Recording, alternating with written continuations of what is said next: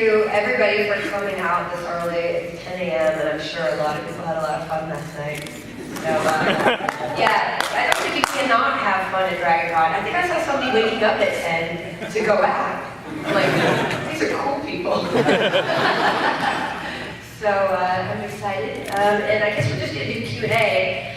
I wanted to screen this episode just on the off chance that nobody had seen it. I couldn't get episode 2 together. I actually forgot the disc, okay? I'm just going to come play with you. But it's out tomorrow, and it's going to be like one of the longer episodes, episode 2. It was supposed to be 2 episodes, actually, but then I rewrote this first 20 pages, and then I tried to cut it to 15, and I tried to cut it to 12, and I went back to 15, and I was like, well, this needs to be 2 episodes. So it's a longer episode, and I hope you enjoy it. It's going to be out tomorrow everywhere on Xbox and MSN and Zoom. So they were very hard to shoot days. I'm just going to talk.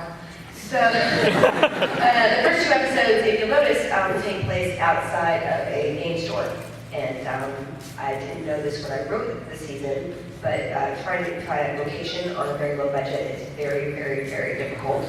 And I should have just written it in a basement or an alley or, an enclosed room with 1 person. So I will learn a lot of things about low budget filmmaking in the future. And we were actually just, we just called every game store we knew. And we had to shoot like an hour outside of LA, but we got a location to be able to shoot outside of, to be able to even make the season work. So that was pretty lucky on our part.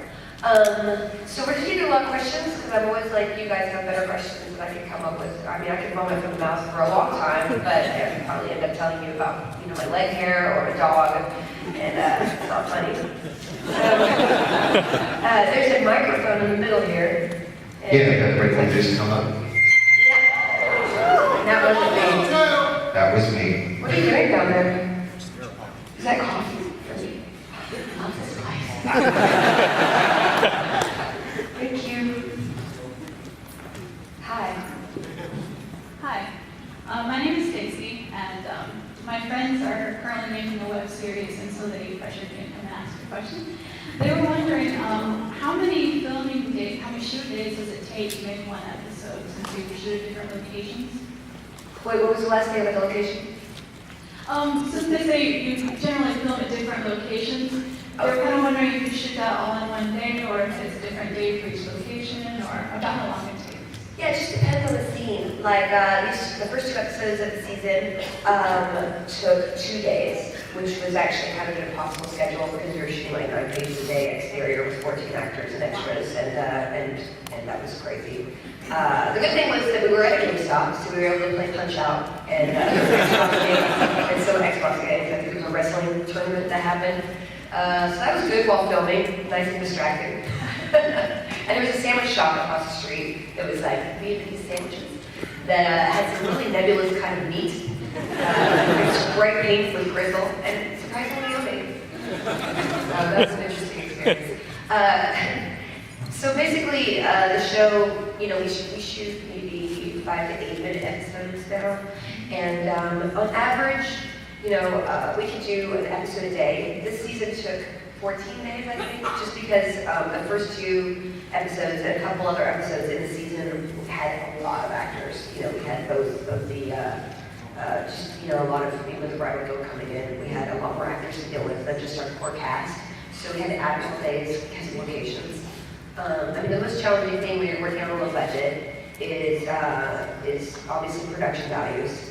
And then getting places to shoot. So I guess in retrospect, my best advice would be to, make sure your episodes are as short as possible. And I say that only because my episodes are getting longer because clearly I'm too much in charge. But I always try to make sure that, every single moment is worth it. Is this joke really funny enough to keep? Do I need it for, to tell the story a little bit better?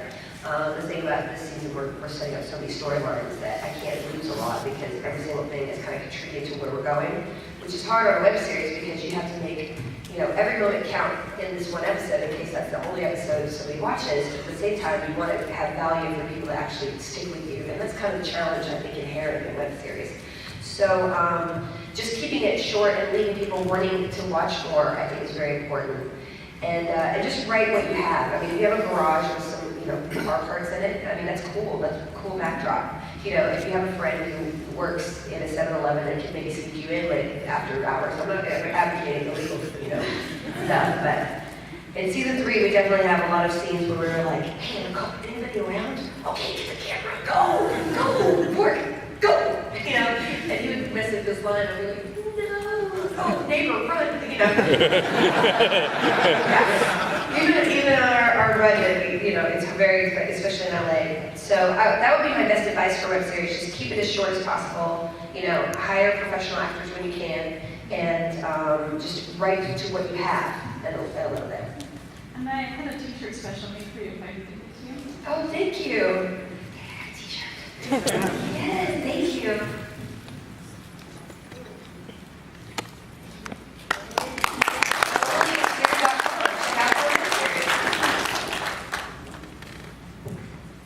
Hi. Hey, what's up?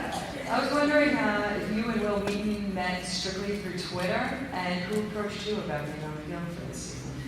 Who, what? Approached you? Did he ask you to be in it, or did you ask him? to be in Oh, it? well, it's my show, so I beg him to be in it. Will is somebody I've known socially for a little bit. He actually knows my co-producer, Kim Eby. She does a show with me, produces everything. And they did sketch comedy at Acme Comedy Theater. It's a sketch place in LA, sketch improv. So they had worked together for years before. So I knew she had a relationship with him, and when we had a party, I would see him, and I was like, oh, it would be cool to really, Will on Twitter, since Twitter became popular, I talked back and forth to him, and I was like, he would be really cool to be in the show. And I wanted to be careful in including him in the show, not to approach him until I really had a great role for him. Because A, I know he doesn't want to do something just to show up as Will Wheaton. And then B, I knew that I really, wanted to make the character strong on its own, no matter who was cast in it. So when I started from, I want to do it and it kills. Because that was my fixation, and the guy who kills. Okay, here's a story of the kill, and I'm going to tell this very briefly because I'm tired. If you follow my Twitter, you might know the story already. I got a little bit tipsy one night, which I don't normally do. I had a martini. I think it was cherries in it. I don't know why it was a cherry martini, but it was good. And I took orders, like getting crazy and going drunk and go to the bookstore. That's a Felicia night. Yes. So I was twittering, and I was like, what's with all the romance novels with being killed? Like, there was like killed in Dark and Handsome, and just like the worst, Tart Love. I mean, really bad titles and things. And I made fun of it, and I got like an outpouring of hatred. Not hatred, but like, what's wrong with kills? What's wrong with men that kills? What's wrong with that? So I felt as penance, I needed to buy a bunch of these clearly drunk logic. I'm like, oh no, I need to apologize. I need to buy 7 romance novels. I would advise that. And then I promised on Twitter to read them all, review them. So I found a genre of fiction I didn't particularly like. And they're always oily, and they always scream, oh, and they're having blood with the woman. This is a generalization about many kills, but kill romance. So that was, and then, that was such a bad experience. I was like, well, I gotta write a guy to kill, because there's the tartan, time traveling kill man who has nipples all the time. And then there's, the cool kind of geek gaming dude who wrote the kill, which I think was kind of fun. So I wrote him that role, and I took him to coffee, and I was like, hey, do the show. And he was like, before I even said it, he's like, yes. So I think he has some really funny stuff this season, and I think you guys are going to enjoy seeing him as an actor, because, he's pretty hot in the show. Thank